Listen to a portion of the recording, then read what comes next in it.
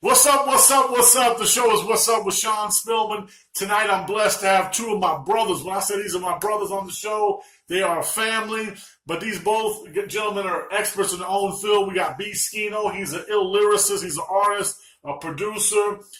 He's getting ready to come out with a blog show about hip-hop. He's going to be on some different podcasts coming up. He's a legend out here in the trade force, so we'll get with him real soon. Also on the line, we got a brother named Will Gettling. He's a professional blogger.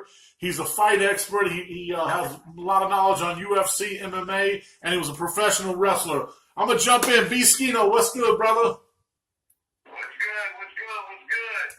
Man, I appreciate you having me on the show, man. I really appreciate you showing the love. Man, I'm just honored to have you, man. So what you got going on tonight? What's up with you? What's going on in your world?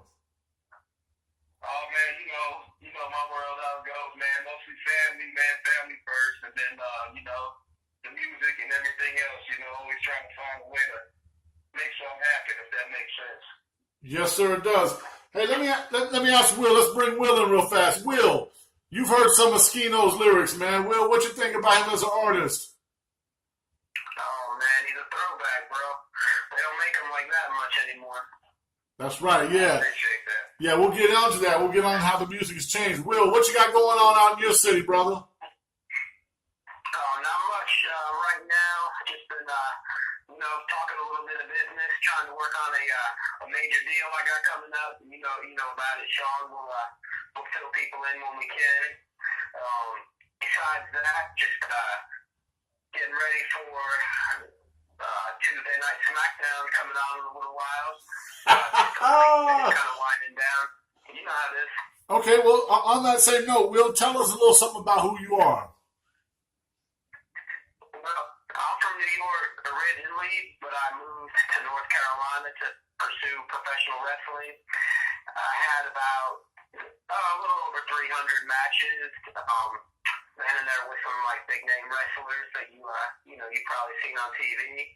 I did have a few injuries, and I had a family, so I kind of stopped pursuing the in-ring stuff. I did some promoting and stuff like that. I've also been a published author as far as over 200 articles about MMA. I also do a lot of blogging about my wrestling career and about fighting in general. All right, dope. B. Skino, tell the people who you are, brother. Oh, man, my name's Bino, but I got a couple of English B. Skino, Bino. It just depends on which one, but they're on the same. I'm originally from New York too, but migrated down to the trade, man. So a long time ago, so you might as well say the trade's pretty much my home, pretty much where I raised at. I got mad love for my city, for my state. Man, I'm just a normal guy, man, a normal stand-up guy that's out here just trying to make good music, man, and trying to do things through music, man, the right way, if that makes sense, man. Hey, that makes a lot. Just trying to keep hip-hop alive, man. Hey, that makes a lot of sense, man. We're gonna jump right into it with what's up. Listen, what's up? I gotta ask y'all, man. Tito Ortiz and Chuck Lidell. Skino, give us your what the hell? Jump in, fellas. Tell me what y'all saw. What'd you witness? I'll let Will speak first, and then I'll make my opinion on it. Okay.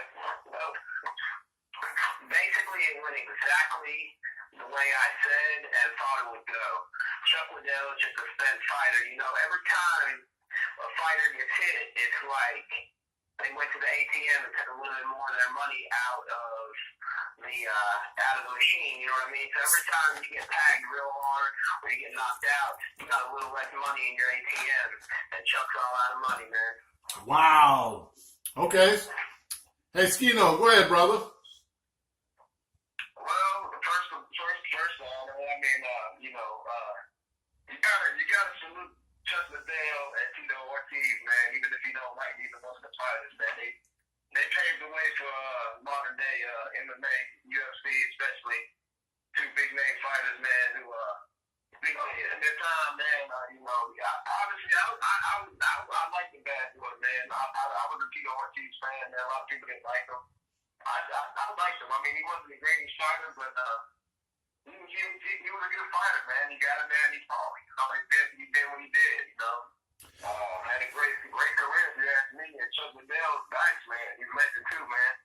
Hey, I think. And, you know,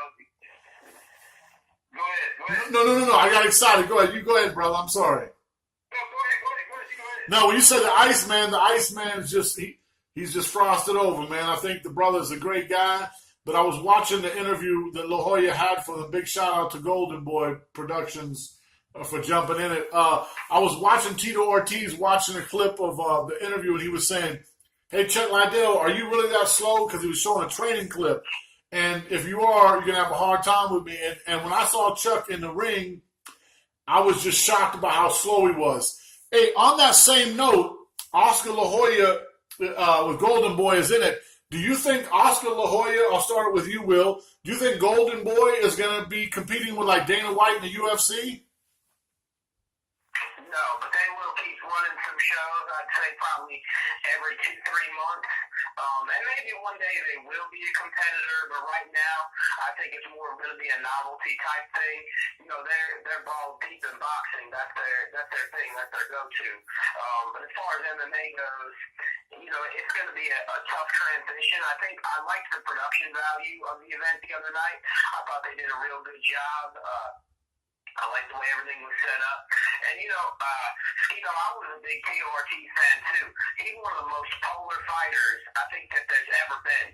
Either people love this dude or they hate him, right? He just had a lot of hate because of, you know, the character that his persona that came along with him being the bad boy. You know, a lot of people didn't like him. He was cocky, you know.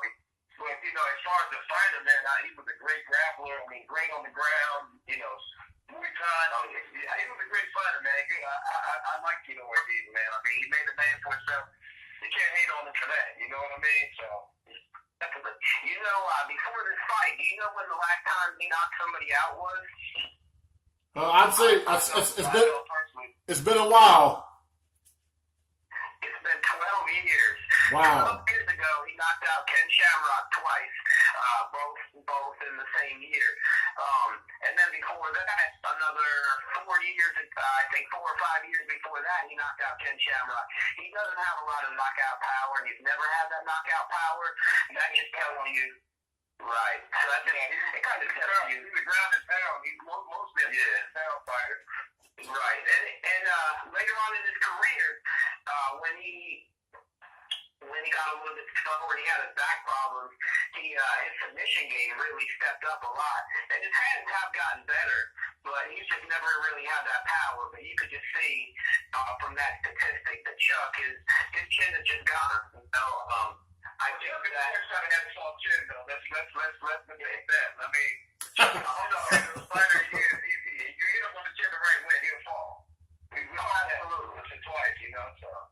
Definitely, but I mean, later on in his career, even more. I mean, it's kind of like that live by the sword, die by the sword. He went into a lot of gunfights and he usually won them up until a certain point, but he was still getting hit hard. I remember he fought Vernon Tiger White in one of the greatest, wildest fights in UFC history, and he got tagged, he got dropped, and he ended up winning the fight. But man, Vernon White didn't even have, I don't even think he had a winning record, but he was just wild. And Chuck took too many shots on the jaw in that fight.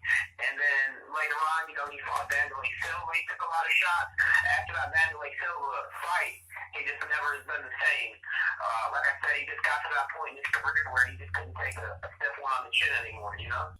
I wanted to talk about the Deontay Wilder fight and the Deontay Wilder and Tyson Fury fight coming. That's supposed to be coming this weekend.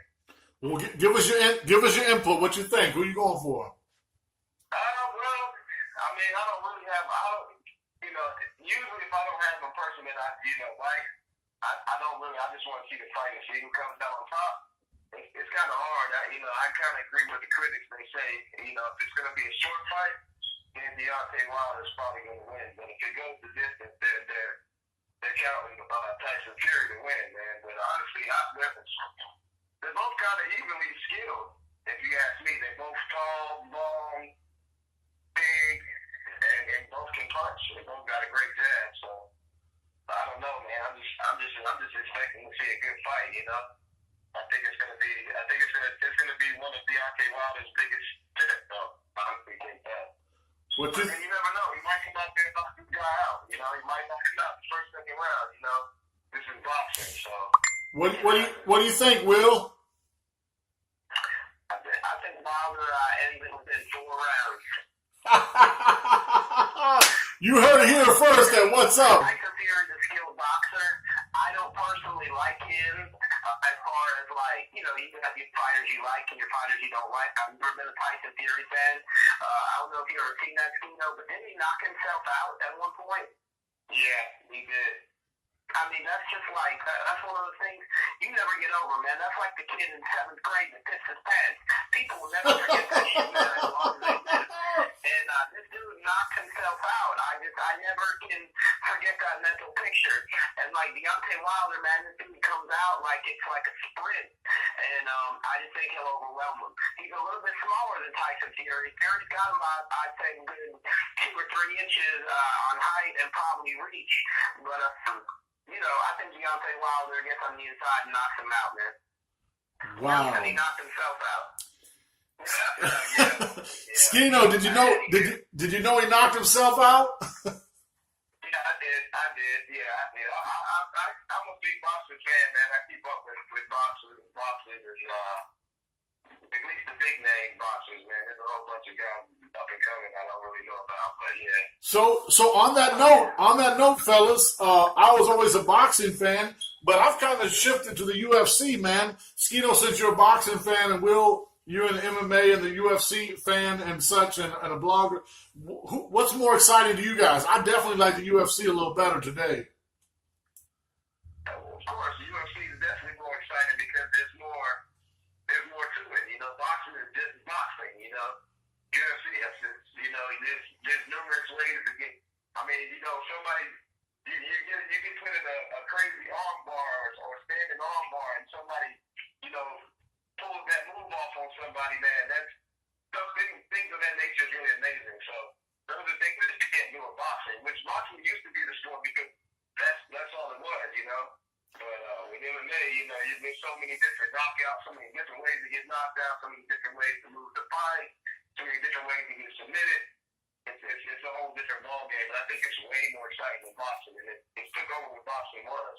And I think that's why boxing isn't the same anymore. There's the big pay-per-view fights, they're not big like they used to be in our days, if that makes sense, Yeah. Right? That's what it was. You had HBO and Showtime, and then you had the pay-per-view, the big fights. There's hardly big fights anymore. There's a few like people got Golden Boy Productions. They put together a few big fights here and there, but it's all market. It's all from a marketable standpoint at this point. If you ask me, even with the big fights, the Floyd Mayweathers and the Pacquiao. You got the Pacquiao coming up fighting Adrian Broner. That's a marketable fight. If you ask me, I mean, yeah, they're two professional boxers. They're both good. They're gonna get in there. They're gonna fight each other, but it's more marketable. Whereas you got UFC, you got these guys with undercards, and they get in the ring, they're trying to fucking kill each other. So speak trying to kill each other, on that Pacquiao fight. Who you guys going for? Who y'all predicting? Oh man, Adrian Broner can't beat Pacquiao, man. Nah, I don't know, man. I think Pacquiao was the past it, man. I don't know if he'll be able to win that fight. To be honest with you, I'm not saying he'll lose, but I'm just not that impressed with him as far as like his later career, man. I don't think he's got much left in the tank. But I did want to go back to what you were just saying. Now I'm an MMA guy, right?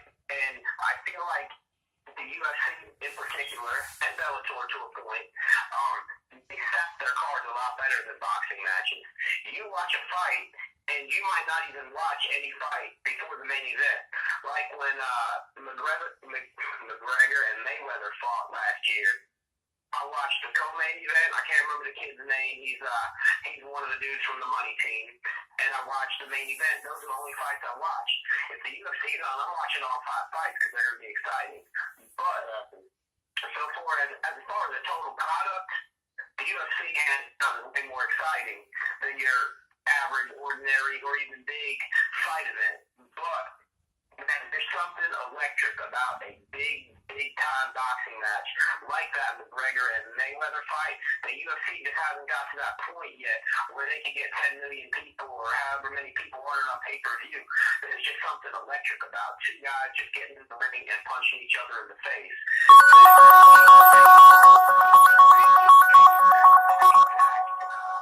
Or excitement quite yet. They'll get to that point.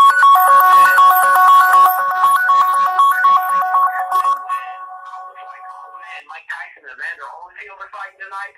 That's going to be insane. Even when Mike Tyson fought bums like Bruce Seldon, Buster Massive Jr., I was still excited.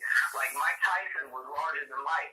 The UFC has to find a couple guys like that. Conor McGregor's the first one who's kind of on that level, and Ronda Rousey was, but man, like Mike Tyson is prime, Floyd is prime. They got to find some people that are more marketable than just guys that, you know, might get a million people to order the pay-per-view, like John Bones Jones.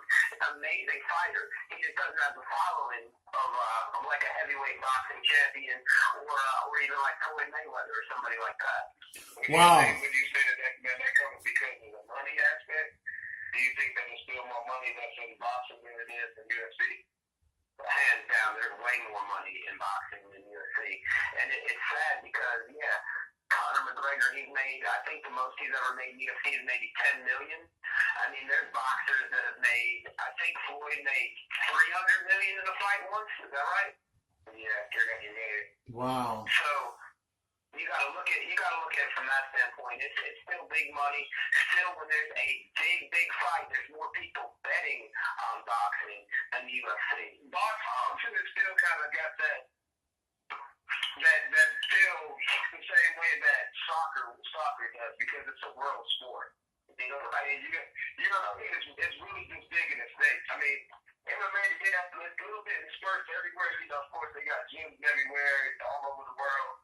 But it's not that go-to sport. Like, boxing has been around forever. So boxing is the world sport. So, you know, even with the international boxing and things of that nature, Olympic boxing, you got fighters from all over the world. You know, every time that you get named. So I think that kind of separates boxing also with the money. And just like soccer, I still to this day, I'm like, man, how do these guys in soccer? These guys are making these crazy amounts of money. These soccer players, man, the Cristiano Ronaldo, the Lionel Messi. You know, the Bellinellis, these guys are making, I mean, crazy amounts of money, and I'm like, man, soccer, you know, for me, it's not that great of a sport. I like it and respect it, but it's kind of dull for me to watch, except for the cup game. But, you know, but in the world, all over the world, it's favorite, if that makes sense. So that makes a lot of sense. Speaking of sports, let's bring it home. I'm rocking a Carolina Panthers hat, right? Let's bring it home on our segment. We're getting ready to go into our next segment called Covering Carolina. This is where we cover anything from Carolina, from music to sports to artists, such. But let's talk about those Panthers, man. I'm going to give you my input real fast and let y'all feel it. I'm a Cam Newton fan, Christian McCaffrey, Greg Olsen, very good. But it just seems like they don't have the fire to win anymore. Y'all jump in and tell me what y'all think.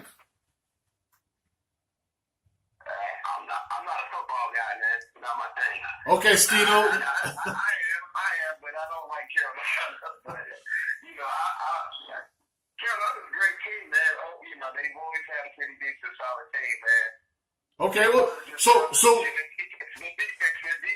is what the problem is with Carolina right now. But they got the leading tackler in the league right now with Luke Kuechly, with him. Yeah. Well, he's just one player, though. You know, Right. Their cornerbacks, man, they're always getting beat one-on-one covers, long throws. Okay, so who do you like in the NFL, man? Are you a Tom Brady guy? Who are you? No, I'm a Giants fan. Okay. Skino, I thought you were a Bears fan. What happened? No. I'm a Giants fan. Okay. Covering Carolina on that same note, let's move forward. Let's talk about the music, y'all. Will sent me an email the other. Oh, hey, Sean, I just wanted to chime in real quick. I just got an alert on my phone. I want to read you a quote. Okay. It's from Dana White, president of the UFC. Okay. He said, and this is a quote. I'm not saying this. This is what he said. Okay. I heard last week the cocaine and Oscar De La Hoya is talking shit that I don't have any place to tell guys when to retire. First of all, it's called friendship, you fucking cokehead. I've been friends with Chuck Liddell for 20 years, and the reality is that Chuck Liddell retired when he should have retired 8, 9 years ago, however long ago it was, and Chuck Liddell is almost 50 and has no business fighting anymore. And the fact that the state of California even let that happen is disgusting. Wow. So, yeah, that's pretty wild, but that's just kind of like what I was saying. He's just past it, man. But hey, I wanted to back up for 1 second and ask one question. And he may know the answer, and I hope he does, but if he doesn't, I'm going to tell him the answer. Do you know why boxing makes so much more money worldwide than the UFC?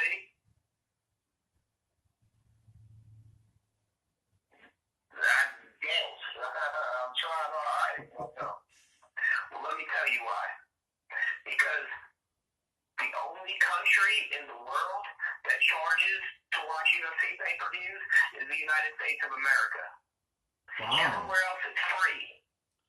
It's on network TV. If you live in England, you put on BT Sports 2, which is like on your basic cable company, and you watch it. But you know what? In England, if you want to watch Floyd Mayweather, you got to buy that shit. And that's a big, big difference right there. And why is that, Will? Why is that?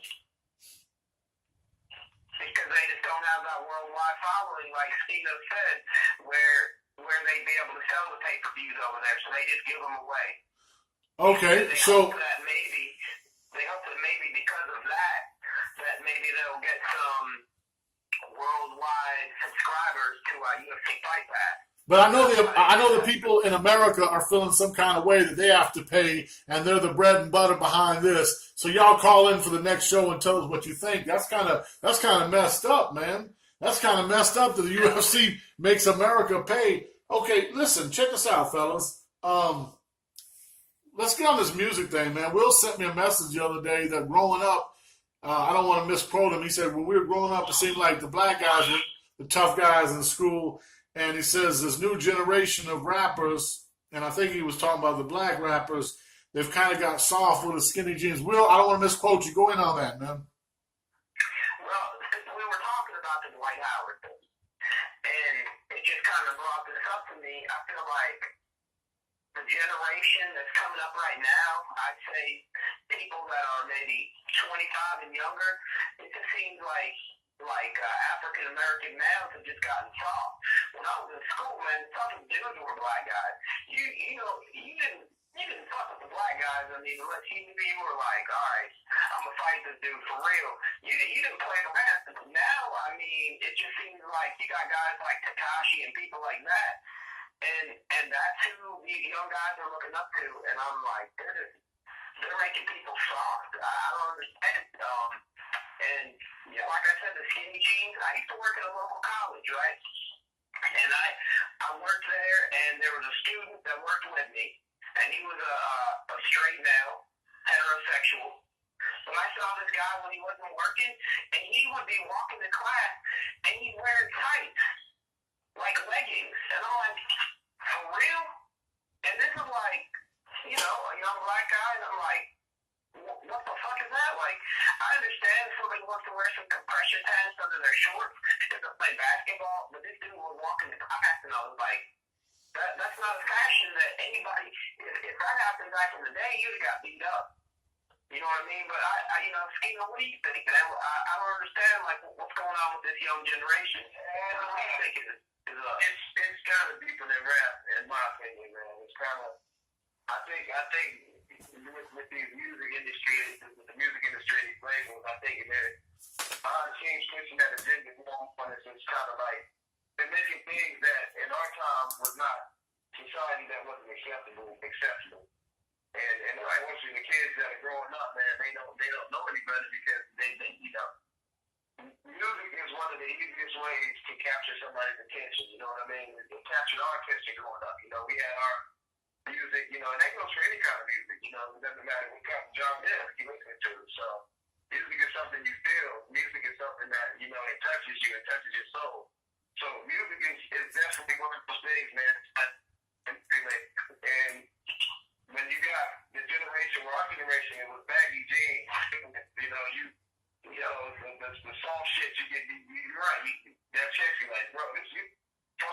with some fucking tight ass pants on walking around in school.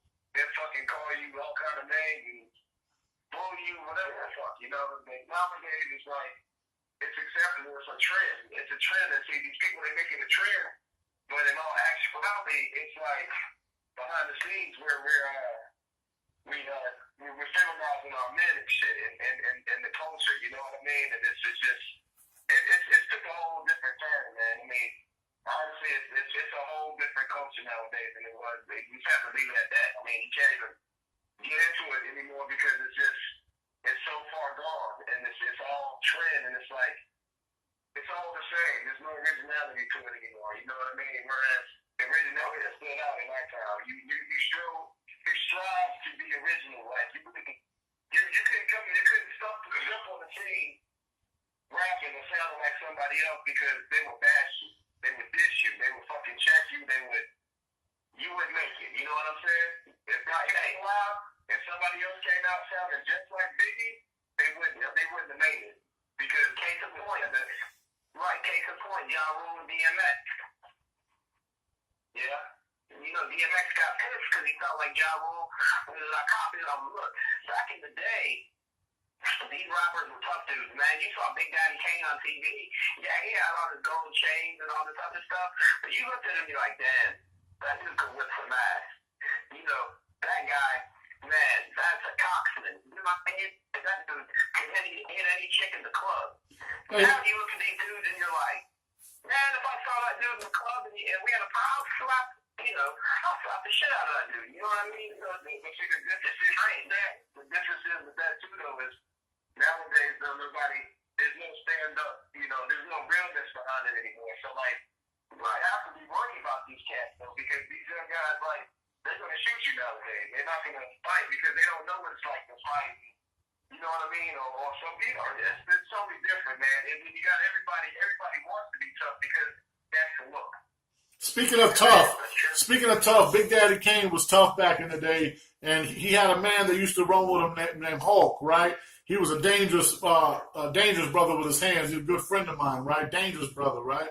But back in the day, a lot of the brothers that came out of New York with the music, they were around the New Jersey area with Moses Powell and some of those teachers that came out and were teaching people. So back in the day, like you said, to be able to fight was like something you had to do to be able to survive, right?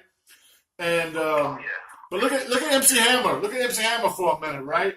MC Hammer, people thought he was soft, but the reality was MC Hammer. You wouldn't fuck with Hammer. You didn't want to fuck with Hey, Redman, and MC Search both tell about how thorough MC Hammer was. Okay, fellas, man, listen. MC Hammer was going to fuck Redman up because Redman said something about the song. Would you like help you? He wasn't even seriously talking shit about me using his name as a reference. You know, Hammer ran up on him like, yo, with his boys, with his goons, like 100, 200 deep, like, yo, I understand what you're doing, man. It's cool. I see you. But, yo, you got to keep my name out your mouth, man. You know what I mean? Yo. And guess what Redman said? Redman said, yes, sir, I understand. Redman, I watched the Redman interview when he was on Vlog TV, and he said that, hey, fellas, it seems like we're going to have y'all back on, man. Y'all are great, man. So anything else y'all want to touch on? I did. You know, we're talking about old school hip-hop. Back in the, you know, I'm a hip-hop head. I've always been. But, man, this is the new shit I can't get down with. Back in, like, 94, 95, when I'd be getting ready for a wrestling match, I had my Walkman, later on a Discman, and there were two songs I listened to when I'd get ready for a match.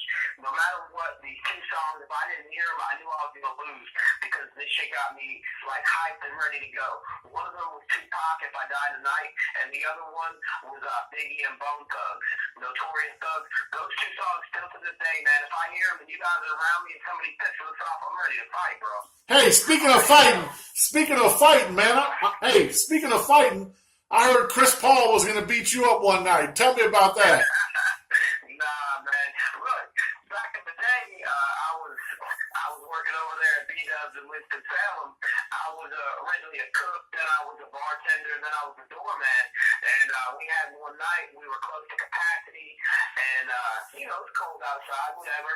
And he came up, and the owner, or not the owner, the manager had told me, don't let anybody in that's underage, nobody under 21.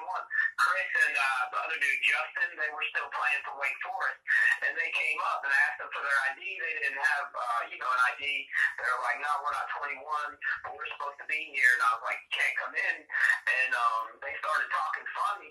And I squared up with these dudes. I was ready to go until their security ran over there to me. And the two managers for B-Dubs came out. And they're like, oh, well, what you got to do, blah, blah, blah. And, but at least Chris looked like he was ready to go. The other dude, Justin, kind of like stood behind him. Hey, you know what? I'm gonna be honest with you, man. If you got a hold of Chris Paul, I love you, but it'd be over for Chris. Let me tell you why I know, Skino. Me and Will, about 10 years ago, around the same time, we were at the Haynes Mall, and we were in the car. It was cold out. We were listening to Will's music when Will was rapping. And I look out the back of the mirror, and I'm like, hey, Will, that's one of my homeboys. He's fighting. So there's 4 black dudes out there fighting. 3 of them are jumping a guy I know. So me and Will jump out. Next thing I know, Will got one of the guys off his feet, and I go, bam! I hit the dude hard. Then I tell Will, duck. And I go to hit him again, and the guy yells out, yo, Khalil, it's me. So I happen to know the people that were jumping a guy I knew, so we were able to squash it. But Willie G, they were like, damn, he was super strong. You remember that, Will, at Haynes Mall? Oh, yeah. Look, so Chris said, let him go. I said, I'm not letting him go. And he's like, let him go. I know him. I said, I looked at the dude, I'm like, look, man, if I let you go, you better not hit me. Right. And he's like, no. And Khalil kind of slid in between us, and it was cool, man. But look, you know, I learned something that night, man. Don't ever get into a fight wearing a white flight coat. I was wearing my flight jacket. You know, I was feeling kind of fly, and Khalil hit this dude over my head. See, it was more like duck, and I was ducking, and he hit him. And then I put my head back up, and he's like, duck. And I ducked, and he hit him. Khalil hit him 2 or 3 more times. But anyway, the dude's lip was bleeding, bled all over my jacket. So now the cops pull up, and Khalil's like, oh, man, you're bleeding. I'm like, I'm not bleeding. I blood all over my jacket, so I had to run to the bathroom, and Khalil's in there with those brown paper towels that TV outside and trying to clean my jacket off to the cops flip over, man. It's wild, bro. Hey, but we won that. Hey, we won, Skino, we won that footage. Hey, listen, guys, let me ask y'all something. This is where we're really going to go in now. And on this show, we always want to keep a decorum of respect. But I have to ask y'all, Skino, you're an artist, man. There's a lot of people that always say, once I make it, I'm going to bring the city with me. Why do these artists make it and then they forget about their folk, man? Is there anybody y'all think made it that hasn't reached back to the community at large? What was that? You said if anybody made it and hasn't reached back to the community at large? Yeah, like in my opinion, I feel like everybody that got famous that knows me, they all forgot about me. I got about 10 friends in the music business that were close to me. We used to break bread together. Matter of fact, DJ Luke Nasty, I was the first one to book a show. It was only like $1,000 I paid them. Their manager was Shamika at the time, and we booked it for my birthday party. But like all these dudes have forgot about me, right? All these dudes. So is there something when they get famous? And I'm not just calling out Luke Nasty because me and Luke didn't really have the relationship that me and Wiley County did or some of those folks. But why is it when people make it, they just seem like they change, man?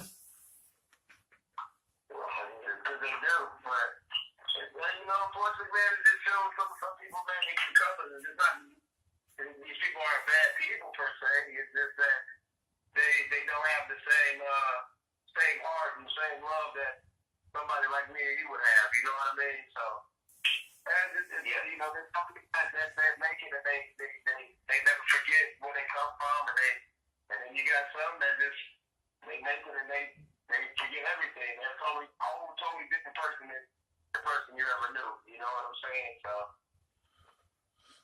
that's the way it is, man.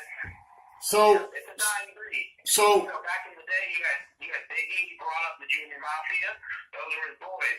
He got them on. You had Eminem with D12, Tupac with the Outlaws, and the Thug Life Clique. But I think those kids dead nowadays, man. MC Hammer 357.